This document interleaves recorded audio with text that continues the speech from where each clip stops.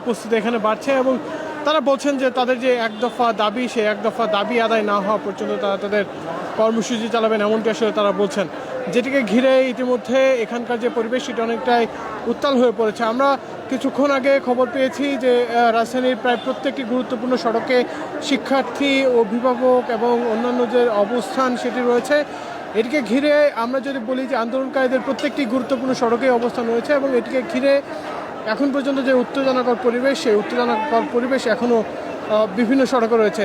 এখন পর্যন্ত আমরা যেটি খবর জেনেছি, মুন্সিগঞ্জে এখন পর্যন্ত 2 জন নিহতের ঘটনার জানা গিয়েছে। দেশব্যাপী যেই আন্দোলন চলছে সেটির মুন্সিগঞ্জে 2 জন নিহত এবং অপরদিকে আমরা যদি বলি যে কিছুক্ষণ আগে একজনকে আসলে পিটে আহত করা হচ্ছে, তাকে এখানে নিয়ে আসা হচ্ছে, সেটি আমরা লক্ষ্য করলাম। ইতিমধ্যে এখানকার যে পরিস্থিতি, সেই পরিস্থিতি আপনারা দেখছেন। শিক্ষার্থী, অভিভাবক এবং অন্যান্য যে পেশাজীবী রাজনৈতিক সংগঠনগুলো রয়েছে। আমরা আরেকটি বিষয় দেখাবো যে এখানে জামাত করে তারা নামাজের আদায় করা যে চিত্র, সেটি আসলে এখানে চলছে। ঠিক আমার সামনের অংশে আসলে নামাজ পড়ছেন, অপরদিকে ঠিক আমার পেছনের অংশে, অর্থাৎ আমি একটি ফুট ওভারব্রিজের উপরে রয়েছি, সেখানে কিন্তু জামাত করে নামাজের যে ব্যবস্থা সেটি এখানে চলমান রয়েছে। আপনারা যেমনটি জানেন যে গতকাল যদি বিস্তরভাবে বলি যে 1 জুলাই থেকে বৈষম্য বিরোধী ছাত্র আন্দোলনের ব্যানারে শিক্ষার্থীরা সরকারি চাকরিতে কোটা পদ্ধতি বাতিল চেয়ে তাদের যে অবস্থান সেটি শুরু করেন এবং এর পরবর্তী সময়ে কোটা পদ্ধতি নিয়ে দেশব্যাপী ব্যাপক সহিংসতা হয়। সেখানে আমরা প্রথম দিনের যে চিত্র, ঢাকা বিশ্ববিদ্যালয়ের ছাত্রলীগের নেতাকর্মীরা সাধারণ শিক্ষার্থীদের ধাওয়া এবং আহতর ঘটনা ঘটে। সেই আহতর ঘটনা পরবর্তী সময়ে কিন্তু সংঘর্ষ দেশব্যাপী ছড়িয়ে পড়ে এবং এর পরবর্তী সময়ে শিক্ষার্থীরা তারা আন্দোলন শুরু করে এবং সেই আন্দোলনকে ঘিরেই ইতিমধ্যে আমরা দেখেছি তারা নানা ধরনের কর্মসূচি শেষে গতকালকে এক দফা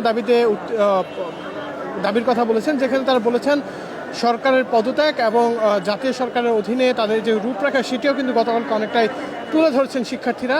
এটিকে ঘিরেই ইতিমধ্যে রাজধানীর বিভিন্ন সড়ক সহ দেশের বিভিন্ন প্রান্তর, অর্থাৎ আমরা যদি বলি যে প্রায় বাংলাদেশের যে 64টি জেলা রয়েছে সেখানে তাদের আন্দোলন এবং কর্মসূচি চলছে। সেই কর্মসূচিটিকে ঘিরে শাহবাগের যে চিত্র, সেটি আমি এখন উপস্থিত রয়েছি শাহবাগ মোড়ের ঠিক কিছুটা দূরে এবং এখানে কিন্তু সাধারণ শিক্ষার্থীরা তারা বেলা 10টা পরবর্তী সময়ে জড়ো হতে শুরু করে এবং অপরদিকে বর্তমান ক্ষমতাসীন আওয়ামী লীগের সহযোগী সংগঠন ছাত্রলীগের নেতাকর্মীরা তারাও শাহবাগ মোড়টিতে আসে এবং এর পরবর্তী সময়েই শাহবাগ মোড়ে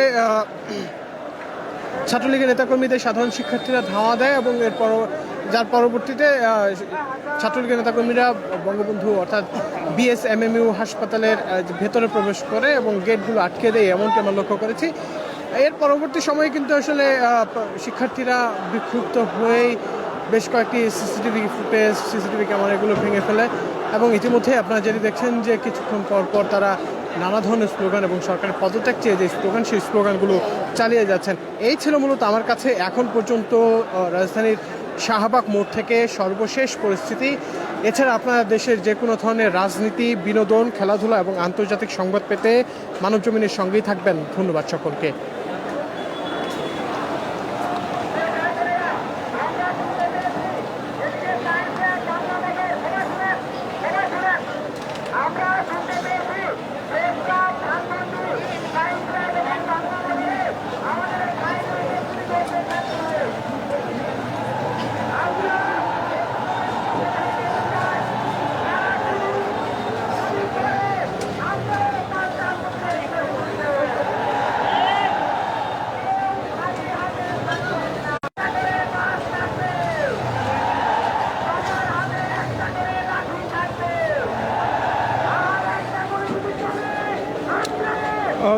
দর্শক, আরেকটি বিষয় বলে রাখি যে কিছুক্ষণ আগেই তারা মাইকে ঘোষণা দিচ্ছেন, যেটি তারা বলছেন যে ধানমন্ডি বাংলা মোটর প্রেস ক্লাবে শিক্ষার্থীদের উপর গুলি করা হয়েছে, সেটি তারা বলছেন এবং এটিকে ঘিরেই তারা বলছেন যে যদি কেউ গুলি করে সেটিকে প্রতিহত করতে হবে এবং তারা সকলে হাতে লাঠি রাখার বিষয়টি তারা বলছেন। মূলত এখন পর্যন্ত যেই উত্তেজনাকর পরিস্থিতি বা উত্তাল পরিবেশ সেটি এখানে বিরাজমান রয়েছে এবং এখানে আমরা বেশ কিছু সংগঠনের নেতাকর্মীদের এখানে লক্ষ্য করতে পারছি। এই ছিল মূলত আমার কাছে এখন পর্যন্ত সর্বশেষ পরিস্থিতি। এছাড়া আপনার দেশের যে কোনো ধরনের রাজনীতি, বিনোদন, খেলা